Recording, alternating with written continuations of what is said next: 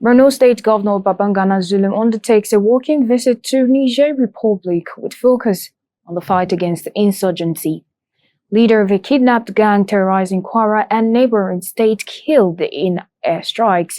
Chief of Naval Staff Vice Admiral Emmanuel Ogala says Nigerian military must embrace homegrown technology to stay ahead.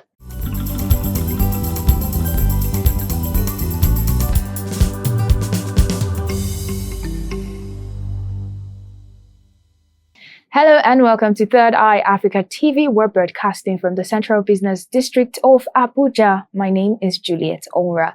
Now the news in details. Borno State Governor Babangana Zulum has undertaken a working visit to Difa region of Niger Republic. The visit, which included a high-level security and economic delegation, focused on strengthening the existing collaboration between Nigerians and Nigerian forces in the ongoing fight against insurgency, particularly around the shores of Lake Chad. Difa is a community 17 kilometers from Damasak town in northern Borno State, where thousands of Nigerians displaced by Boko Haram insurgency are currently taking refuge. Zulum was received by Governor of Difa, Brigadier General Mahmoud Bagadoma, and other senior officials. The leaders held closed-door meetings centered on joint patrols, intelligence sharing, and sustaining the recent gains that have pushed insurgents out of many of their former strongholds. Zulum outlined plans to leverage the improved security situation to facilitate the return of thousands of displaced farmers to the vast and fertile agricultural land around Dutch town within the Lake Chad Basin. Part of the governor's entourage are a member of the House of Representatives, Buku Talba, Speaker, Borno State House of Assembly, Abdul Karim Lawan, and other senior government officials. The leaders of the Kingpin gang terrorizing Kwara and neighboring state, popularly known as Maidawa, has been killed alongside several of his foot soldiers in sustained airstrikes by the Nigerian Air Force. The onslaught, which took place around the thick forest of Imtalu Insen in Kwara State and adjoining areas in Kogi State, followed Sunday's bandit invasion of Oke Ode community in Ifelondo, where no fewer than 11 forest guards and other natives were killed, with several residents abducted.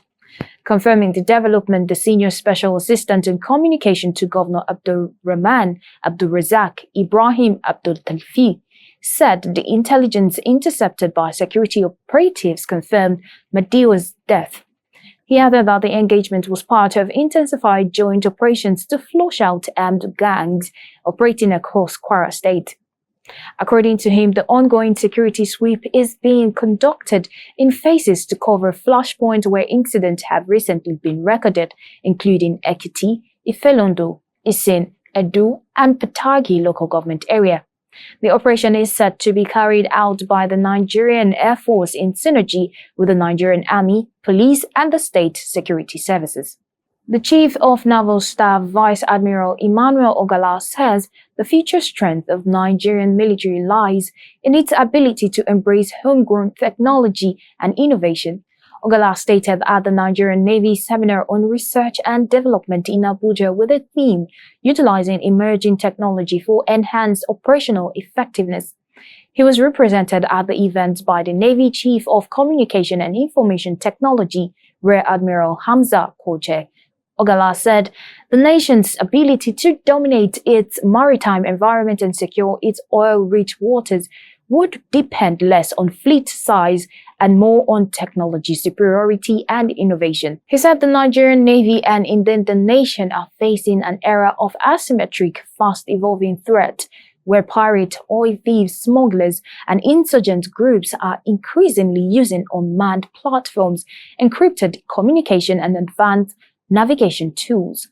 The naval chief said Nigeria must urgently move beyond dependency on imported technologies and begin to develop mission-critical assets locally.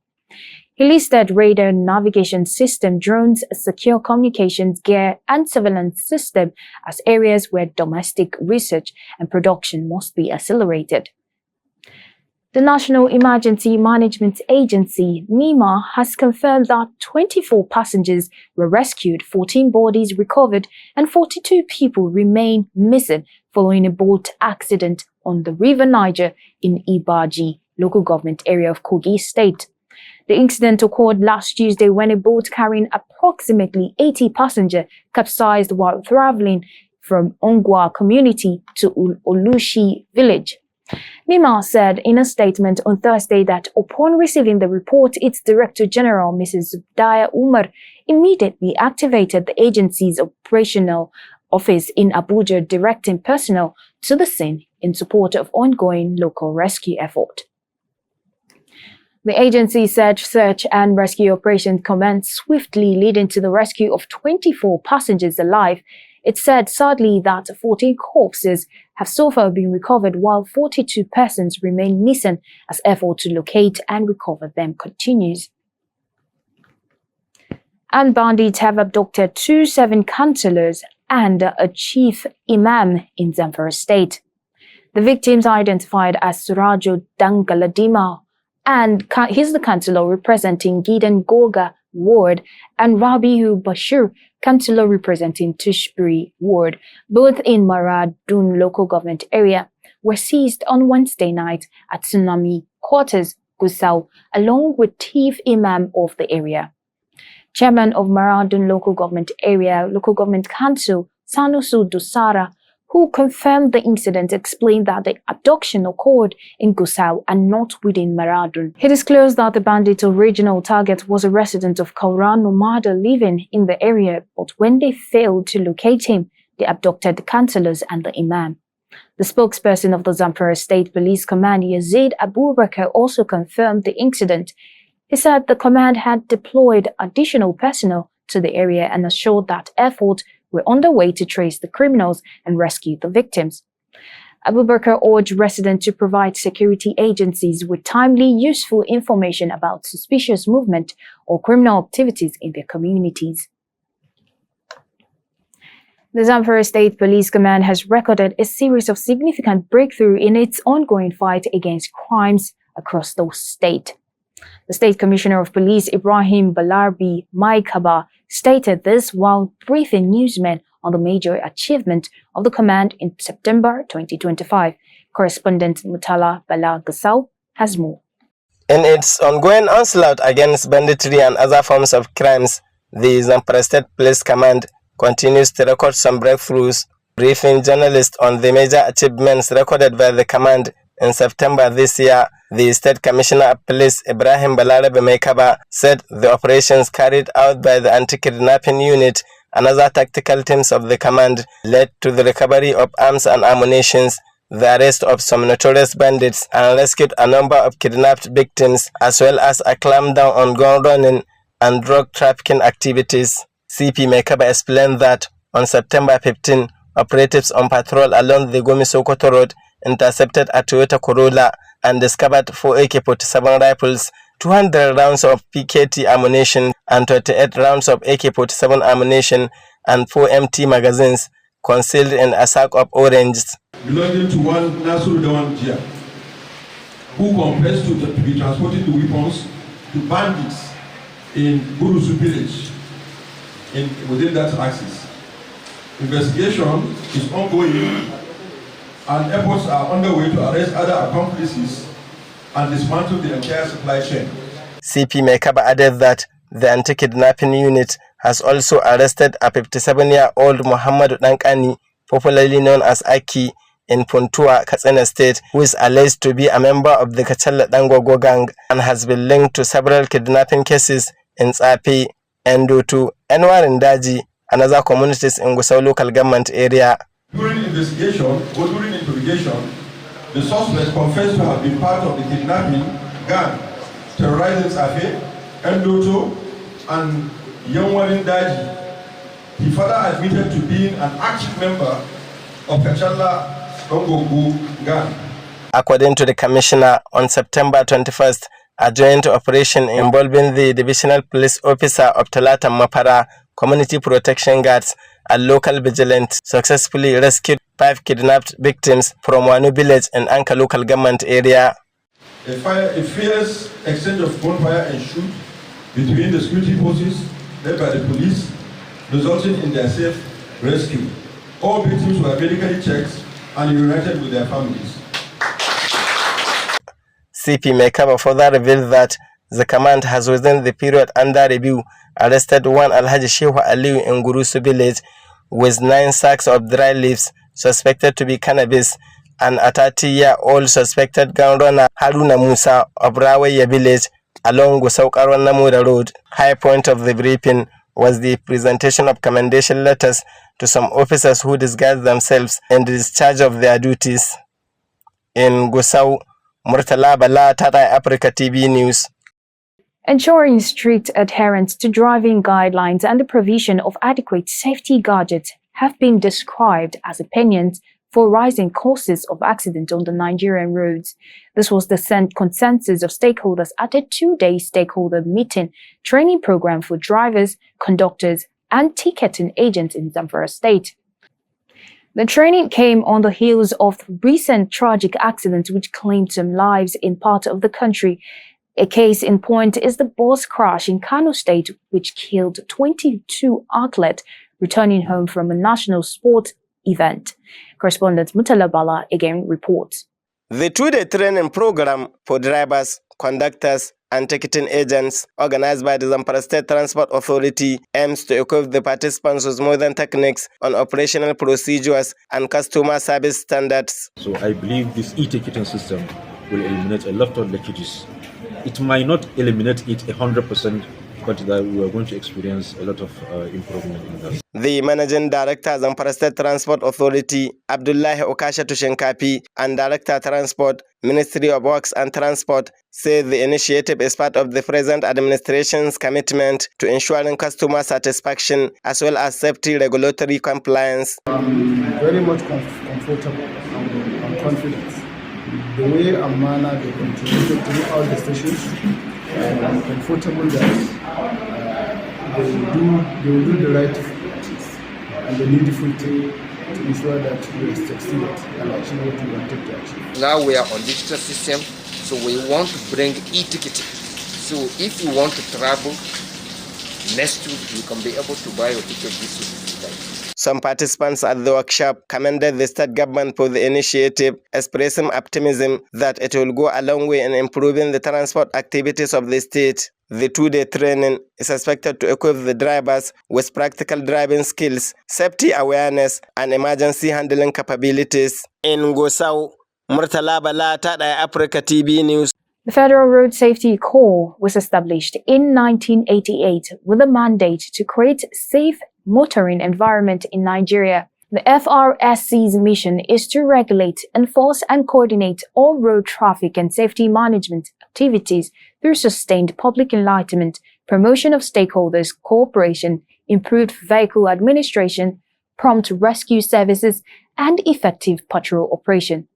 In carrying out this mandate, the Corps has recently been calling for its personnel to be armed, citing growing threats to the safety of its operatives on the highway. Corps Marshal Shehu Mohammed stresses that this measure is not intended for routine traffic control, but as a protective tool for specially trained squad tasked with safeguarding FRSC facilities, infrastructures, and personnel in dangerous situations. It is against this backdrop that Third Eye Africa TV 6 the opinion of Nigerians on the call for road safety personnel to bear arms. Okay, to me, I don't think it's a good idea or a welcome development. Why did I say so? Road safety is road safety among the paramilitary, the force. That is one thing we should ask ourselves.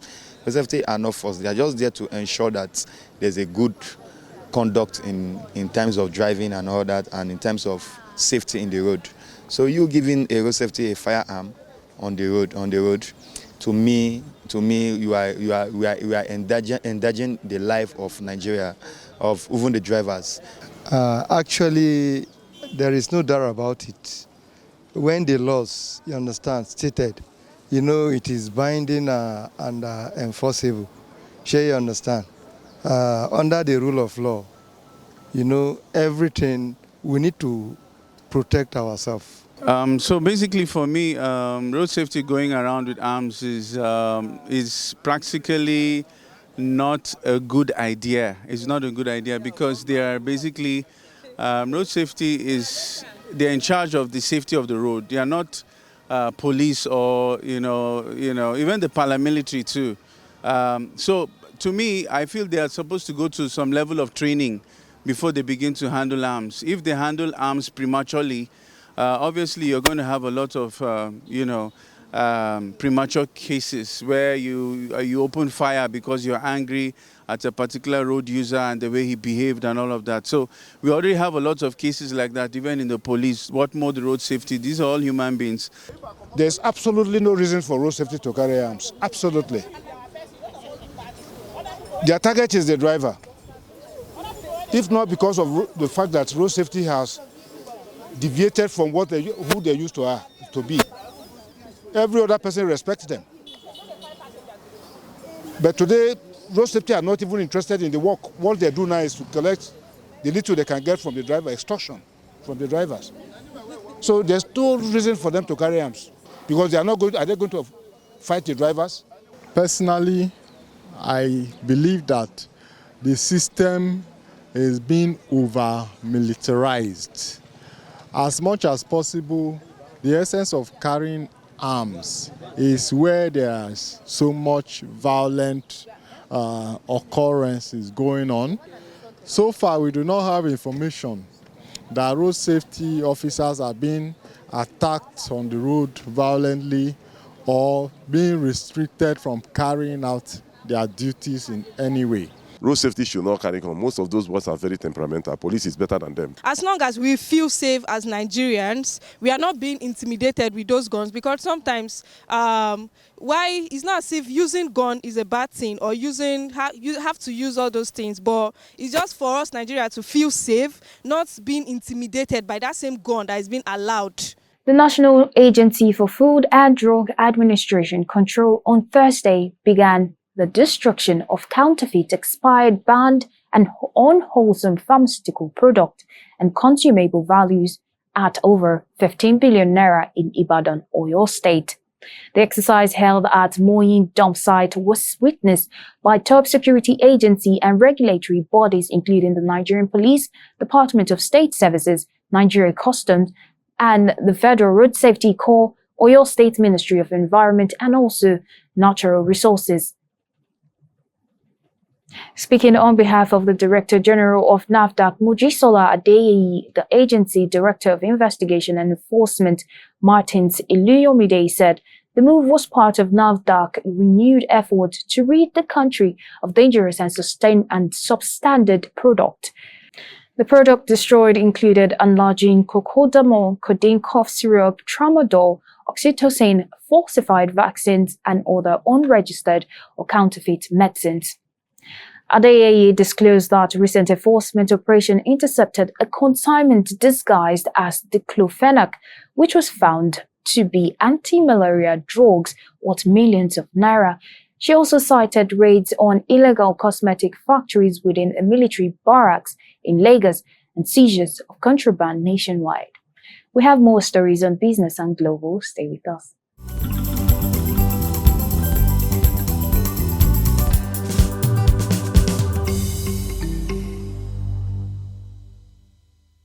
Welcome back from that short break. You're still watching Third Eye Africa TV. Now we have news in business.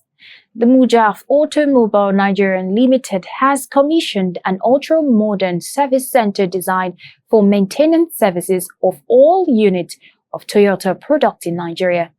The management of the company disclosed this at the grand ceremony flagging off of the Mujaf Automobile at Wuse 2 in Abuja. Our correspondent Aminu Dahiru has the details. In attendance at the ceremony were senior partners from Dubai and Nigeria. In a remarks, Alhaji Muhammad Ali from Dubai said the company has been active in the automotive industry since 1988 with intensive experience working in all types of vehicles. He pointed out that the partners with the Nigerian counterpart Alhaji Abubakar Ibrahim commenced in 2005. collaborating on a range of automotive projects. He said the company succeeded in selling 1,500 units of Toyota products in the first year and operation in Nigeria, and 2,500 units of Toyota Lexus and Mercedes in the second year, while expecting to sell 7,000 units by the end of this year. And always make sure that we are up to Toyota standards. So this is the most important thing that we want, is that we are up to Toyota standards, because with us is that we are selling Toyota cars. This is the most important thing, is that we are up to Toyota standards. If they go to Sifo or they come to Buja, it's the same standards, nothing changes. The chief operating officer of the company, Mr. Ebenezer Atijale, who spoke with Third Eye Africa TV, shed more light on the success of the company. It's a great day for us. We are very excited that our service center, an ultra-modern one for that matter, is coming up today.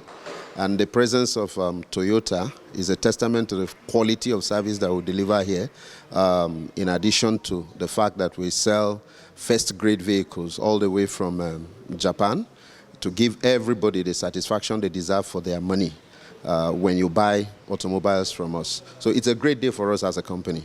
Aminu Dahiru, reporting for Third Eye Africa TV. National Board for Technology Incubation said Nigeria is ready to showcase 105 innovations in London that will attract foreign investment and provide solutions to some challenges facing humans.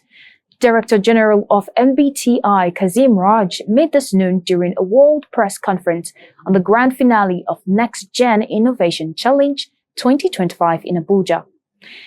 He said the 105 innovation will pitch revolutionary solutions across health tech, agri-tech, fintech, clean energy, artificial intelligence, amongst others, before an esteemed gathering of global investors, policymakers, and development partners. Raji said the initiative, powered by NBTI in partnership with UKALD London, signals a new era for Nigeria's innovation-driven economic transformation and placed Nigeria at the forefront of global innovation diplomacy. And now to some regional news. 2 people have been killed in the 5th night of anti-government protest in Morocco. State media said police opened fire on a group of demonstrators tried to storm a police station near the city of Agui. Organizers have pleaded for the demonstration to remain peaceful and criticized police for what they called repressive security approaches. The Gen Z protests, driven largely by young Moroccans, are the country's largest in years. The demonstrations continue to spread to new areas, underscoring growing anger at what participants say is rampant corruption and neglect of schools and hospitals. Protesters are angry that the government is spending billions on World Cup preparations at the expenses, they say, of schools and hospitals. In global news, 2 people were killed Thursday and 3 badly wounded outside a packed synagogue in Manchester in a car and stabbing attack, with the suspect believed shot dead by UK police. As the Jewish community marked the holiday of Yom Kippur, the northwestern city police were called to the incident, activating a national terrorism response patrol. The attack struck days ahead of the 2nd anniversary of Hamas' October 7, 2023 raids on Israel, which sparked a fierce offensive in Gaza, inflaming passions in Britain. Prime Minister Keir Starmer swiftly condemned the attack as horrific and announced security was being boosted at UK synagogues. He left a European political summit in Denmark early to chair an emergency security meeting in London. King Charles III said he and Queen Camilla were deeply shocked and saddened to learn of the horrific attack in Manchester, especially on such a significant day for the Jewish community. Hundreds of activists, including Swedish climate campaigner Greta Thunberg, have been detained by Israeli forces after a flotilla carrying aid bound for Gaza was intercepted. Israel's foreign minister said those involved in the Global Summit Flotilla (GSF) were being transferred to an Israeli port to be deported. The first boats were stopped about 70 nautical miles off the Gaza coast in international waters and others closer. Israel has been policing this area but does not have jurisdiction there. Israel said its navy told the boat to change course as they were approaching an active combat zone and violating a lawful naval blockade, while the GSF described the interception as illegal. It estimated 443 people were detained from the boat and alleged that many were assaulted with water cannons. But Israel said all those detained were safe and in good health. A growing number of countries have expressed concern over the incident, criticizing Israel for staging the interception in international waters. We'll take a short break. We have recaps of our major stories.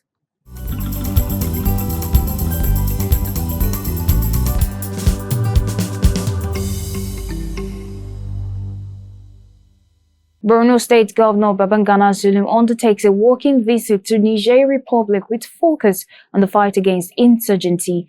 Leader of a kingpin gang terrorizing Kwara and neighboring state killed in airstrikes. Chief of Naval Staff Vice Admiral Emmanuel Ogala says Nigerian military must embrace homegrown technology to stay ahead. We've come to the end of the news at this hour. Thank you so much for staying with us here on Third Eye Africa TV. My name is Juliet Onwara. Keep watching Third Eye Africa TV.